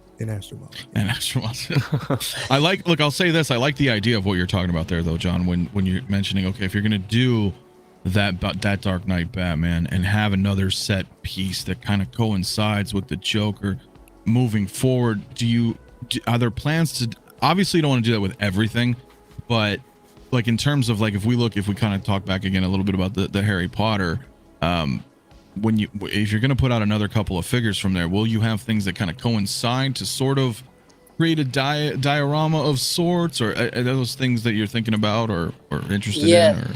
It's hard to say right now, because it's just, these are the options we've got. We've done it before with other things. So usually when we plan a series, we want to try and fit them together as best we can. So that might be the direction we go. It just comes down to the final design. Like, can we fit it with the Batman? Right, like, does it work? Yeah, with Batman and Joker, it's doable, because all you have to do, you don't even need the table, but we could release the table if we wanted to, and then just those two could pair behind each other, because we've already got the bench, so we could do that kind of thing. With Harry Potter, there's more we could do. Yeah, we could try and build the common room out a little bit, something like that. But I'm not sure if we're going to go that way. But yeah, there's definitely the options for that. Okay. John, did you see the diorama, the Harry Potter one, by yourself? Yep. Yes. Is it heavy? Is it heavy, or this one's not exactly all the materials are not exactly the same as the final one. but it's got some weight to it. But it's not. I wouldn't say it's anything too big. It's a little bit similar to the Pennywise one actually in terms of size. It's not that much different. That Pennywise, I remember. Pennywise, we have the stage, right? Amazing. Yeah, the stage and the curtains. No, that will be very good. So it's a little bit different because it's like a corner. They've tried to build a corner of the common room. So it's a little bit different, but it's not majorly heavy. I think with the resin, it could add a bit more weight to it. But this one's slightly different materials.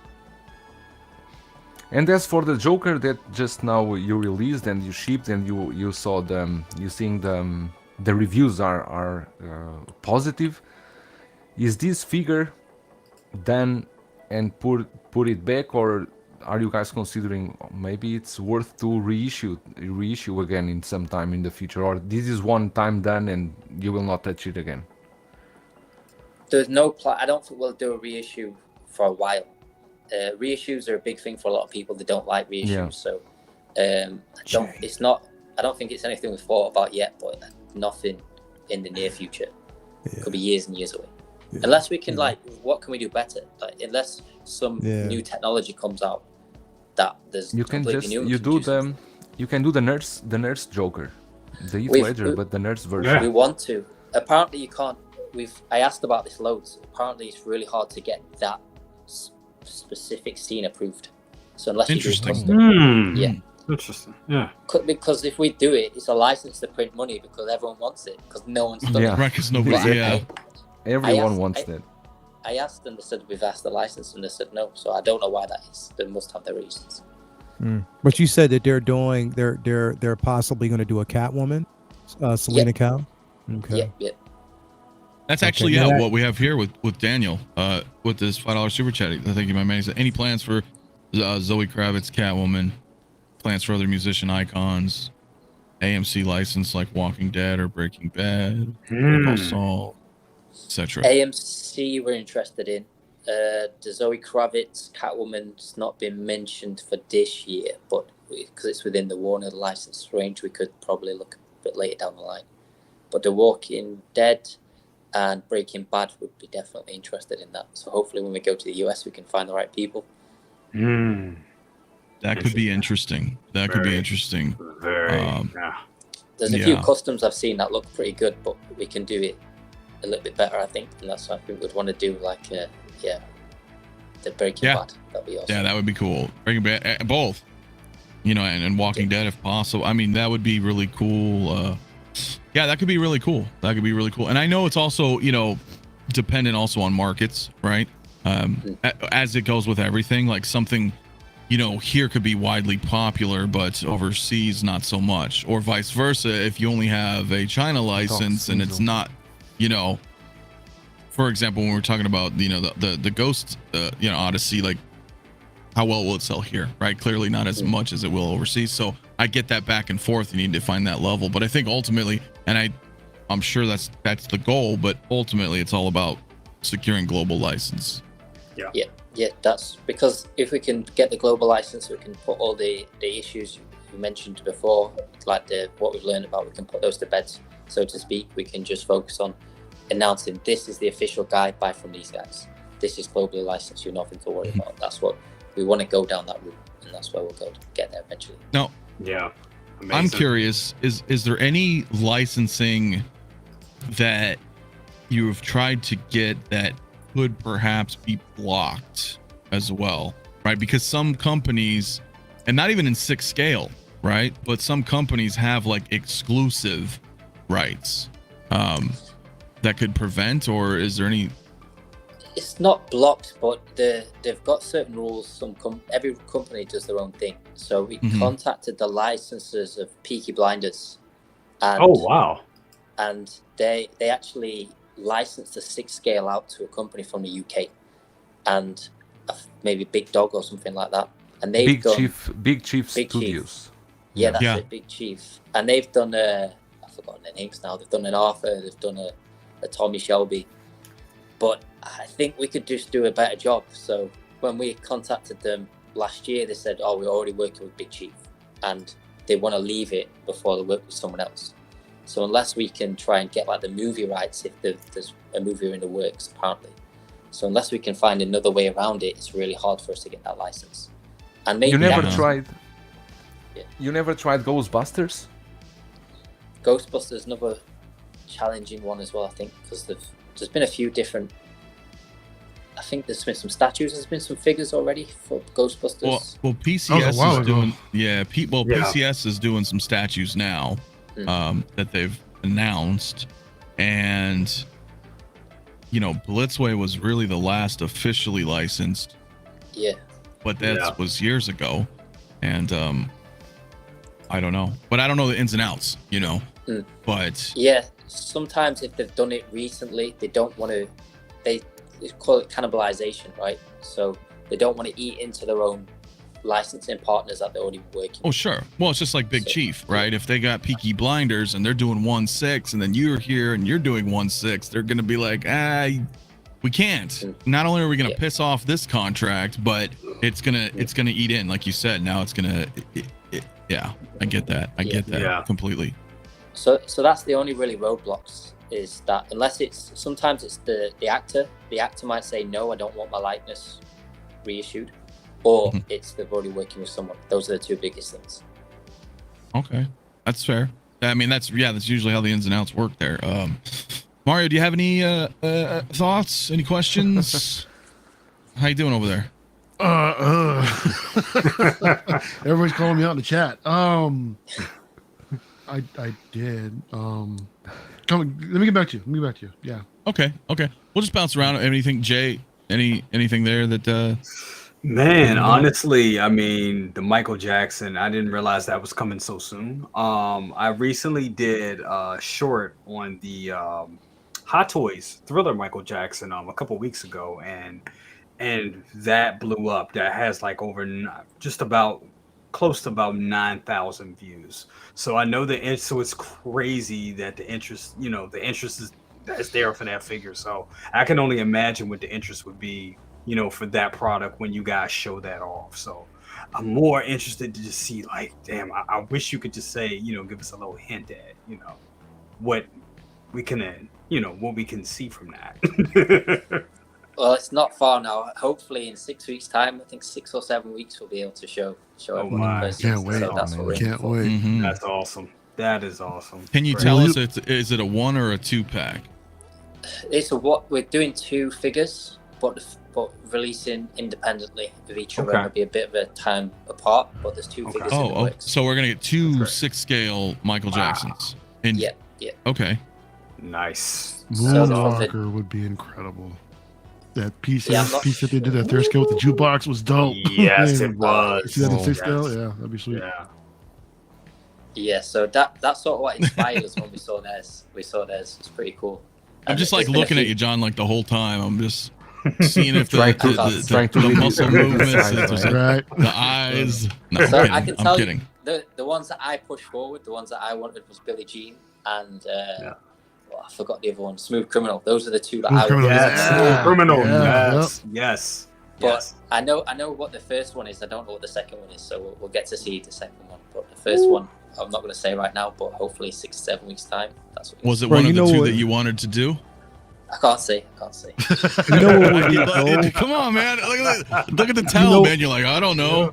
You know what would be crazy No, I don't though, if you did, and if you actually gave us Prince. the college version, the college jacket version of Thriller, but then gave us the transformation wolf version, Werewolf. that would be Mm. dope. That would be incredible, That'd be man. crazy. We wanted to do the wolf for the bust, but they wouldn't let us do it. So Oh, I don't know if we can do it for the figure. That We would be wanted to do that. amazing. That would be a horrifying and wonderful. bust. I would just. We love- wanted to oh, do God. the zombie and the werewolf, Oh, like yes. variations on the bust. Yes. But unfortunately, Has there anything that Queen Studios has done Mario or Wake that's maybe in development right now that could be influencing InArt as far as like say, we did this piece, perhaps, what if we delivered it in 6th scale as well? Like Alita not Baby Doll. really. only the Joker and Michael Jackson, just because the Michael Jackson license, we approached it from both companies. We wanted to do both. And we Gotcha. might do that with a few more licenses. We'll go to the licensing company and say, we'll do a deal for some figures and some busts. So Terminator, we've got the bust coming out at San Diego Comic-Con, and we're looking at robotics for the arm or maybe the head. So the head can move up and down. We're working with a robotics company in North China. Holy shit! Just blew my mind with that one. So it'll be silicon face and then robotics in the head. So I think there's a scene where he walks out the bar and he looks up and down. We're either going to do that or put the shotgun over his shoulder. And hopefully once we've released the bust, we can then go back to the licensor about the figure. That's the plan. I can't wait for that. Can't wait for that. Is that Terminator 2 or is that the Terminator? 2. Nice. Jay. So let me ask you this then. So that's clearly an issue there where Arnold would probably have to sign off or something like that, or with his company. Yep. Would it be separate then for 6 scale? Because it's a different size, like. Yeah, we have to sign a new agreement. So that's why we're going with the bust first, and then after that, you've got to go to Studio Canal and Arnold's licensing. Okay, so licensing company. We can probably get you a verbal approval. There's somebody here in the chat, that might know somebody. That's funny. So in other words, you gotta nail that statue then, that bust. Yeah, we've done the bust. We did the bust in 2019, I think. Yeah, that one. But that was nice. But that was the battle damage. This one's full face, so they know our work. It's just they wanted to see how this new one goes before. You're right. That's what I'm saying. Like once there he is, I give them my right. So yeah. Because honestly, like that would be a thing. I don't know. I mean, the Hot Toys ones were good. You've got third parties out there trying to do them. It's if obviously the quality would be the same. So if you could, that's what I want. That's all I want. I mean, that's just me personally. Jay probably as well. If we had some 6 scale Terminator or anything with that kind of level of detail, and you've got me there. That's my weakness. Just to follow up on that. So you said robotics, so it will raise his head up. That's what you guys are looking to do? Yeah, on the bust. We're looking at robotics as well. There's a company in Northern China that does like really, really high level robotics. And we're looking at maybe incorporating that in some of our busts in the future. Just see how it goes. So the Terminator could be the first one. I'm not sure if the face would be silicone and then robotics beneath. But I'm not sure if we're going to get the robotics done in time for STCC, but the final piece maybe by October we should be able to show the robotics. Amazing. When you think, this is probably a no. I don't even know if I should ask this. What do you think? Hell, fuck it. I'm going to say it. What do you think price range would be on something like that? I'm not sure with the robotics. Could be over $4,000, maybe between 4 and 5. Oh, wow. It's hard to say because it's the first one we've ever done. Sure. Amazing. Sure, which I get. Of course. Yeah, amazing. Which I totally get. Yeah. Brian. Shout out to Brian, my man. Thank you so much, dude, for the super chat, man. Brian, insane 6-hour live yesterday. Yeah, it was a pleasure having you on, man. It was fun, man. We just did we had a huge 6-hour stream last night on the channel, and it was fun though. It was fun, dude. Thank you so much, Brian, again, for the super chat and for coming, man. It was awesome. It's such a good time. Yeah, it's a lot, but that's, I get that. It's not going to be that's a very unique piece. So yeah. John, is there any idea of how many pieces from both either Queen Studios and InArt that we can expect to see in San Diego? This year, there's just the market for statues and busts is really tough right now. A lot of people, we're not going to release as much this year, because the prices of everything is high. So money's tight for people. So what we're working on is quality over quantity, which has always been our philosophy anyway, but scale it down a little bit. So we'll have 2 busts, MJ and Terminator, and then 1 figure just because that's all we could get. So only 3 products, but it's more about going out and meeting people just because we've not had the chance for the last 2 or 3 years other than the Vegas Expo. Will you be there yourself or any? Yeah, I should be there. Yeah. Oh, sweet. I'll look forward to seeing you there. All right, that's going to be awesome. You'll be there. Awesome. Yeah. Oh yeah. John, let me ask you, because some people was asking also here in the chat before, how is the shipment going for the 1/6 scale Catwoman in the Bat Pod? The statue, it's coming, it's going. It just takes time.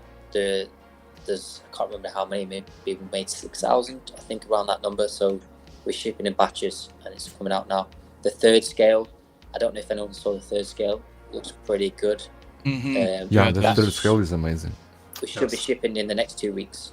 The third scale. Okay. Speaking of batches, Joel, I think you and I had talked about this before. Yeah. Should I ask? You can ask. You can ask. John, is there any reason why InArt is adopting that Queen Studios mentality as far as shipping in batches, and not possibly just shipping everything, at once? I mean, is there a benefit to shipping in batches instead of just an entire, run, and that's it? For QC, it's just easier. It's common in the statue industry. I'm not sure about figures. So it's not just us that does batches. Like most statue companies do it that way. But for figures, it's just easier for us to control the quality, because if you're making a few thousand of something, you want to make sure that the first run is as good as the last run. So if you try to do them all, maybe there could be some. We've had a few QC issues with Queen Studios before, where some things have been overlooked, and that's because there's not been the attention to detail there. Maybe there's been a bit of rushing just to hit a deadline. So if we slow back and we can check each batch, we're making sure that the guys that are lucky enough to get the first batch, the guys that get the last of it, they're all getting the same quality. That's what we're aiming for. Is there a typical amount of batches that you guys would run, whether it be Queen Studios or InArt? Like 3 batches at the most, or 4 or 5? It depends. I'm not sure the size and the volume. It depends on the different factories we work with. They've got sometimes we partner with different factories, so they've got their own ways of doing things. But we only work with the hand-picked ones. But for example, let's say the Pennywise, because you already said before that Pennywise, the order quantity was not as much, of course, as the Joker, because they are completely different characters. Probably Pennywise, you will not have many batches, right? Probably will be a fast shipping one.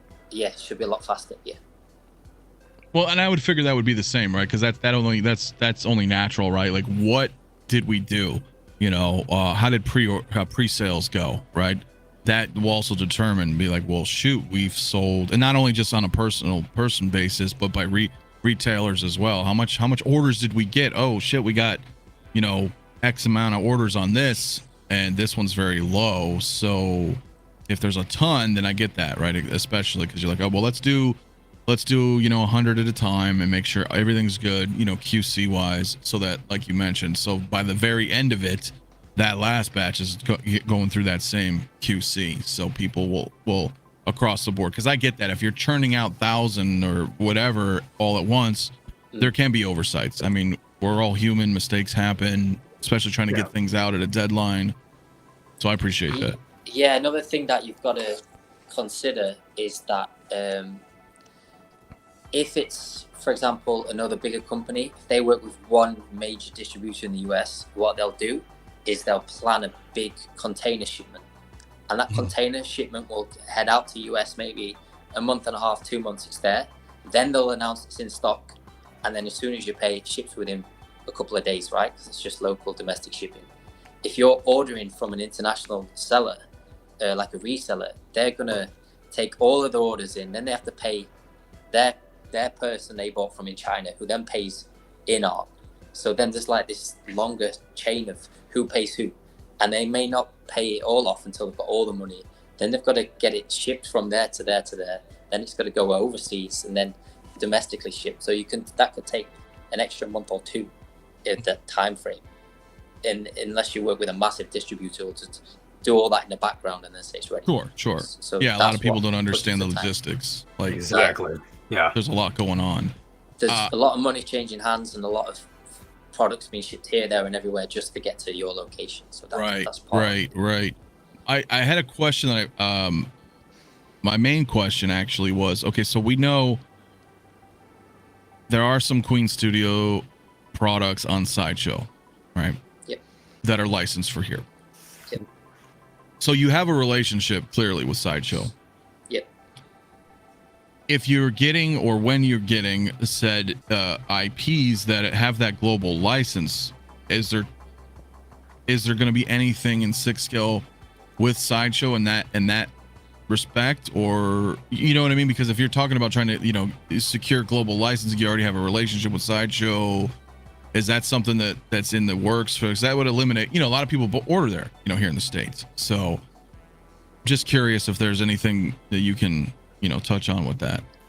Yeah, we sort of limited to, I think I've asked maybe a few of you guys in separate chats, like who can we work with in the US? There doesn't seem to be, outside of SideShow, maybe Entertainment Earth, Big Bad Toy Store.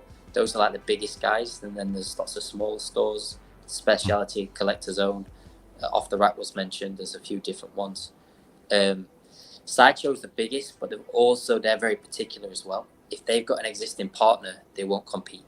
So, for example, if we want to do DC with them, we can't do DC busts because they're working with someone else. They don't want to eat into their own business. So sure. So they'll be very particular, and over time it might open up, but it might be what we might get to is certain franchises they'll take on because no one else is doing it. Certain ones will say, "Oh, we won't distribute that." Well, I see, and that's what I was wondering. Like, you know, like case in point, like with Michael Jackson, right? Like nobody's doing it as far as 6 scale right now anymore. So they would maybe be more inclined to, you know, say, "Okay, yeah, we'll sell that." Versus, like, let's say you had the 2022 Batman and it was a global license. I can see SideShow not doing it, right? Because then it's a direct competition with their relationship with Hot Toys, who's selling their stuff.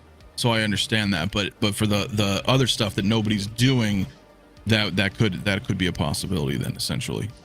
Yeah, it could be. Yeah, but this is just going to take time, and they'll probably maybe try a few first to see how it goes, because we've got to also, from the business point of view, the more boring stuff is they've got to look at the return rates. How do we deal with certain things, and then they'll see if they want to commit to us more long term.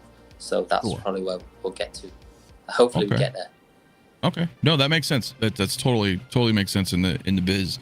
Logan's wondering though, those is actually interesting. Anyone know the ETA, or I guess John, would you know? I forgot that. I'll have to get back to you on that one. I forgot to ask that question. Oh, that's an important one. Yeah, I know. I'll follow up. Yeah, I don't think we announced it on Facebook or Instagram, but I'll make sure that we post about that in the group, the ETA. Okay. No, definitely. So stay tuned to that. Guys, honestly, in the chat, if you haven't and you're on Facebook or any social media, I would, join the InArt Facebook group for updates, and, you know, or check out Instagram. Or do you guys do anything on Twitter or anything like that either for like update or anything like that? Yeah, they've got Twitter. Okay. The Queen Studios got locked out for some reason and never been able to get back in, but the InArt's still going, so.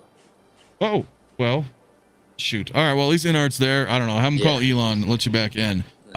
So I'm not too sure, but Demos Den real quick with a $5 super chat. Thank you, my man. He says, not sure if this has been said already, but can we please get a Batman Begins figure? That suit always gets I'm not the only one by the Dark Knight. I'm not the only one. Yeah. I'll ask about that one because it comes up all the time, because of the success of the Dark Knight, everyone focuses on that, whereas I think the Batman Begins is also kickstarted it. So I think someone needs to do it. So I'll bring that one up. Beastly suit, yeah. Yeah, no, definitely. John, I know we probably don't want to take up too much more of your time, but does anybody on the panel have any other final questions or thoughts or anything, Lale? Yeah, I think I'm good. I think I'm good. Greta? Straight. No, I'm good. Just to thank you, John, for coming here and talking with us. And I think at least me, I'm waiting for that Pennywise. I don't know if the other one, any of you pre-ordered that. I'm waiting the Pennywise. Not a fan of clowns. Yeah. You know, I actually do kind of have a question. I'm sorry if this will hold anybody up, but I mean, as far as like any updates on Gandalf in regards to the beard link, are we set where it's at, or was that ever addressed? I know that the 3 things that came up in particular for that one was the staff, which we added, the second staff in the morning. Then it was the